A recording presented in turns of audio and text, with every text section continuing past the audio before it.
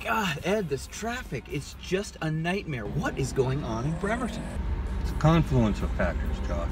I see. Like you're the transportation reporter at the Kitsap Sun, and we're doing a whole Bremerton Beat Blast devoted to the traffic problems we have here and what people are doing about it. You got it, Buster.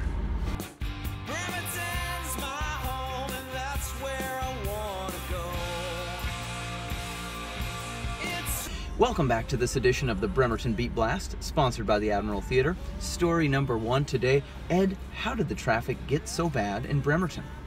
It's been a slow build, Josh. Shipyard is at 13,000 employees, its highest since the Korean War. There's around 4,000 more contractors. State Ferry is carrying its most passengers in quite a few years, about 7,500 a day. Bremerton has 2 aircraft carriers now, the Nimitz and the Stennis, which each have around 4,000 sailors here. And to top it off, there are around 3,600 people working downtown, according to the census. So all told, that means there are north of 30,000 people coming into Bremerton each and every day, Monday through Friday. To put that in perspective, there are 27,500 people on average at a Seattle Mariners baseball game, according to ESPN.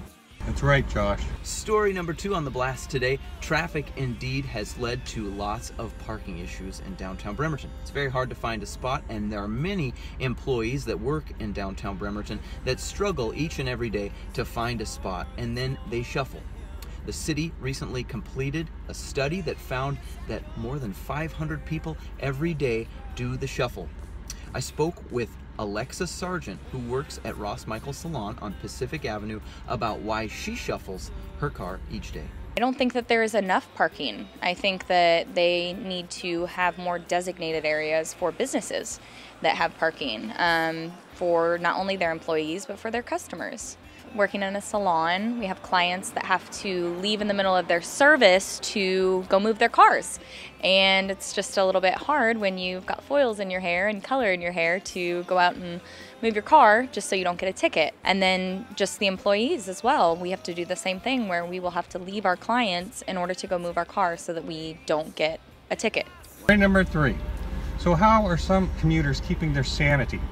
Meet Leon Nakahara, a Puget Sound Naval shipyard worker who, for the past few years, has been commuting on a unique Kitsap transit program, one 2,000 people or so utilize. It's been a little less than 2 years now that I've been riding the worker-driver bus to work.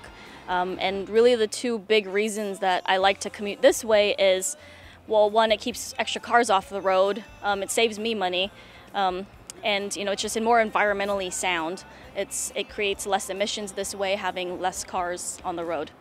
I usually get to the bus stop at about 5:45 in the morning, and then I get to my building inside the shipyard just before 7 o'clock. Pretty nice. How long would it take you if you were driving? Probably I would have to factor in about an hour and a half or so. Yeah, it's definitely easier to take the bus. Story number 4. Another way to avoid traffic altogether is to commute by water rather than on land. We spoke with Port Orchard resident Greg Heilman, who works in Seattle, about how he's found a way to bypass traffic in Bremerton altogether.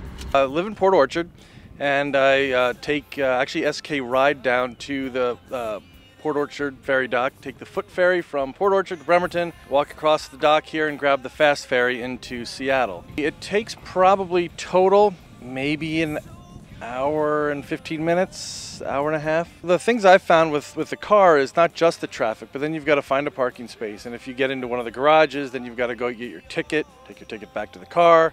I mean, that just adds a ton of time, which can be saved, you know, taking a bus down or whichever. There's so many more options with that than coming and getting a space, trying to find a space here. And finally, story number 5 on the Bremerton Beat Blast this week. What can be done about the problem? Well, it turns out that we have a mayor's race this fall in Bremerton. I spoke first with incumbent mayor Patty Lent, who has her own ways that she sees as solutions to this problem.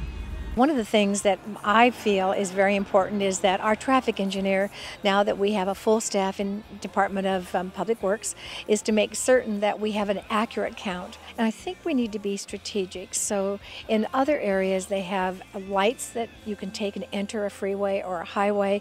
But if we know where the traffic is coming from and the direction it's going, whether it's one-way streets or the areas that we have to be concerned about.